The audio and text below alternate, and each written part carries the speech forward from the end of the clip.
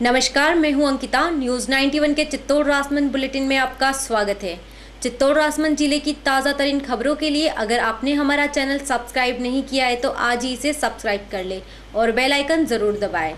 सुबह से अब तक संभाग में क्या रही हलचल, खबरों का सिलसिला शुरू करने से पहले डालते हैं नजर हेडलाइंस पर। उदयपुर संभाग में बिगड़ा मौसम का मिजाज, राजमंद में कई जगह मावठ की बारिश, बड़ा सर्दी का असर। कृषि बिल के विरोध को लेकर कांग्रेस पर भड़के चित्तौड़ सांसद, कहा पहले आईना देखो फिर किसानों को भ्रमित करो। पश्चिम रेलवे डीआरएम पहुंचे चित्तौड़, लंबित कार्यों को जल्द पूरा करने के लिए दिए निर्देश। लगातार हाड़ कपा देने वाली सर्दी के सितम जारी है। बीते 3 दिनों से राजस्थान के अलग अलग इलाकों में मावठ भी हो रही है। सोमवार को राजमंद में भी सुबह से धूप नहीं निकली और बादलों की ओट में सूर्य देवता छिपते रहे। दोपहर बाद मावठ की बारिश से सर्दी का असर बढ़ गया।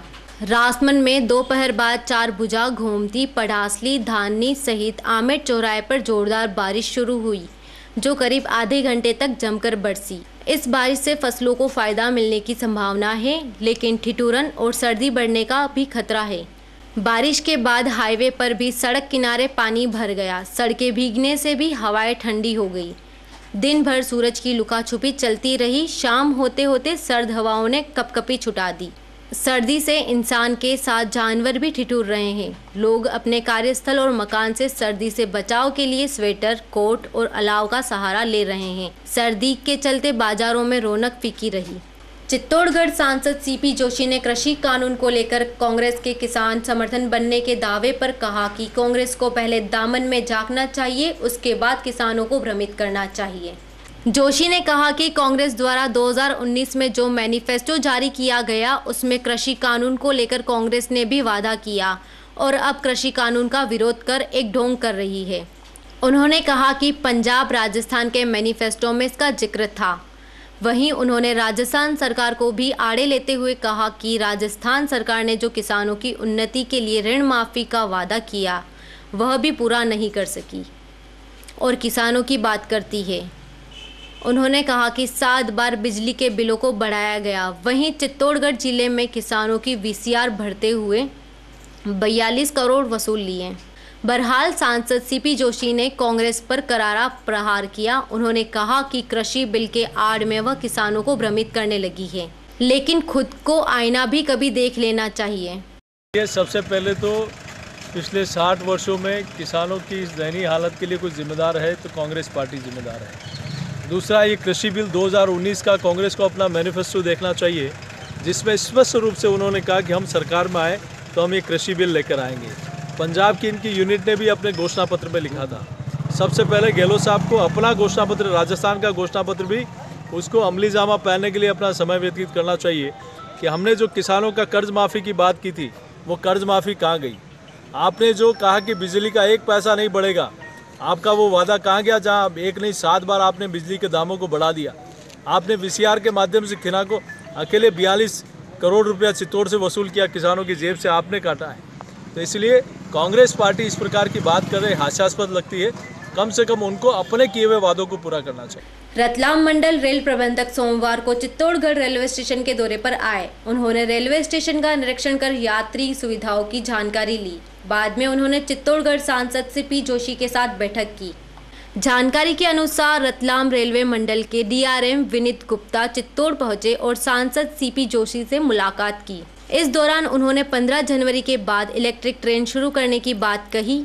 रेलवे स्टेशन के गेट नंबर 2 का उद्घाटन 16 से 25 जनवरी के मध्य किया जाएगा। एस्केलेटर और लिफ्ट भी मार्च से शुरू करने की बात कही गई। इस दौरान मेवाड़ एक्सप्रेस का समय बदलने की बात पर भी चर्चा हुई। इंदौर बीकानेर एक्सप्रेस शुरू करने के लिए बात हुई।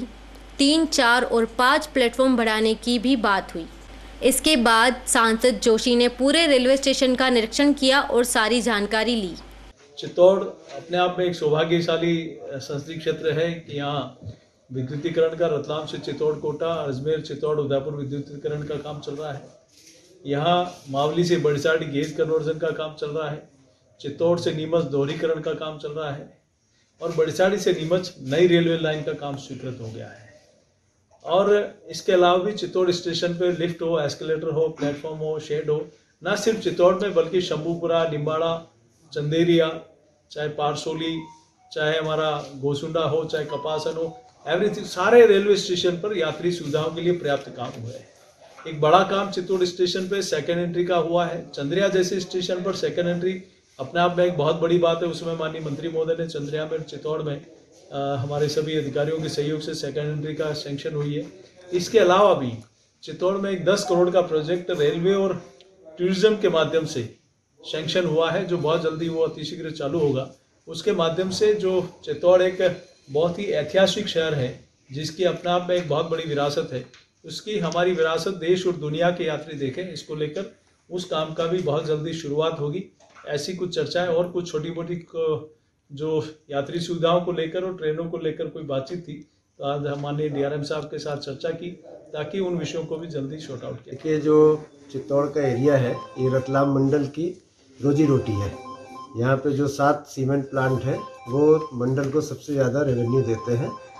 तो उनसे हमने चर्चा की कि रेलवे का शेयर कैसे बढ़ाया जाए, रोड से कम करके रेलवे में कैसे ज़्यादा से ज़्यादा लोडिंग की जाए। आज का जो उद्देश्य था वो माननीय सांसद जी के साथ मीटिंग करके जो चित्तौड़गढ़ में काम चल रहे हैं उनमें या और जो काम करने हैं उनमें माननीय सांसद जी के सुझाव लेना, या जो भी रेलवे और प्रशासन जो लोकल बॉडीज़ हैं उनके साथ हम लोग और चित्तौड़गढ़ को क्या अच्छा कर सकते हैं इसके बारे में चर्चा की। और बहुत अमूल्य सुझाव हमको माननीय सांसद जी की तरफ से प्राप्त हुए और रेलवे उन सुझावों को पूरा करने की पूरी कोशिश। अभी ऐसा है कि पिछले हफ्ते ही 2 ट्रेन हमने चालू की हैं। एक जो चित्तौड़ से पास होंगी, इंदौर उदयपुर और इंदौर जोधपुर, तो ये इनका संचालन चालू हो चुका है। अन्य ट्रेनों के भी जो मेल एक्सप्रेस के संचालन के लिए या डेमो के संचालन के लिए हमने रेल मंत्रालय को पत्र लिखा हुआ है। जैसे ही हमें अधिकृत किया जाएगा वैसे ही हम उनको चालू करेंगे। वैष्णव प्रीमियर लीग क्रिकेट प्रतियोगिता का समापन समारोह सोमवार को राजमंद के तासोल में आयोजित किया गया। इस अवसर पर मुख्य अतिथि समाज सेवी ओम प्रकाश वैष्णव मौजूद थे। अखिल भारतीय वैष्णव वैरागी युवा परिषद द्वारा हर वर्ष क्रिकेट प्रतियोगिता का आयोजन किया जाता है। इसी कड़ी में इस वर्ष भी वैष्णव प्रीमियर लीग का आयोजन किया गया। इसमें समाज की कई टीमों ने भाग लिया। फाइनल में SBM ग्रुप विजेता रही, जिसको ट्रॉफी और 21,000 रुपये, जबकि उप विजेता श्रीनाथ क्लब को ट्रॉफी और 11,000 रुपये से सम्मानित किया गया। इस अवसर पर BR वैष्णव ने कहा कि राजमंद में निरंतर 4 वर्षों से सफल खेल आयोजन हो रहा है। परिषद के प्रदेश संगठन महामंत्री अशोक वैष्णव ने युवा प्रतिभाओं को संबोधित करते हुए कहा कि जब युवा खेलेगा तभी बढ़ेगा। साथ ही कहा कि खेल मनुष्य के व्यक्तित्व का निर्माण करने में भी सहायक होते हैं। प्रतियोगिता में उत्कृष्ट प्रदर्शन करने वाले खिलाड़ियों को सम्मानित किया गया। बहुत प्रसन्नता का विषय है कि अखिल भारतीय वैष्णव वैरागी परिषद की ये जो राजसमंद जिला इकाई है उसने बहुत सफलतापूर्वक आज अपने वार्षिक प्रतियोगिता क्रिकेट की जो होती है उसका 4था एडिशन आज कंप्लीट किया है। उसमें करीब 10 जिलों के खिलाड़ी प्रतिभाओं ने भाग लिया था और बहुत सफलता के साथ इस टूर्नामेंट को हमने इस तासोल के मैदान में आयोजित किया है। सभी तरह की व्यवस्थाएं बहुत खूबसूरत थी, निर्विवाद रूप से सारे फैसले हुए और सभी खिलाड़ी आज यहां से प्रसन्नतापूर्वक अपने अपने घर की तरफ वापस लौट रहे हैं। और इस प्रतियोगिता का मुख्य उद्देश्य जो है वो ये है कि हम सभी समाज जन एक समरसता के और सौहार्द के और भाईचारे के धागे से बंधे रहें और हमारी एकजुटता बने, हमारा संगठन मजबूत हो और हमारी जो प्रतिभाएं खेल क्षेत्र में आगे आना चाहती हैं उनको एक प्लेटफॉर्म हम उपलब्ध कराना चाहते हैं। उसमें हम किसी हद तक कामयाब हुए हैं। तो ये थी चित्तौड़ राजमंद बुलेटिन की खास खबरें। अपने स्मार्टफोन पर संभाग की ताज़ा खबरों से अपडेट रहने के लिए आज ही हमारा चैनल सब्सक्राइब करें और बेल आइकन ज़रूर दबाएं। उदयपुर संभाग की ताज़ा खबरों से अपडेट रहने के लिए प्ले स्टोर पर जाकर न्यूज़ 91 का मोबाइल ऐप डाउनलोड कर सकते हैं। फिलहाल इस बुलेटिन में इतना ही। दीजिए इजाज़त अंकिता को और आप बने रहिए न्यूज़ 91 पर। नमस्कार।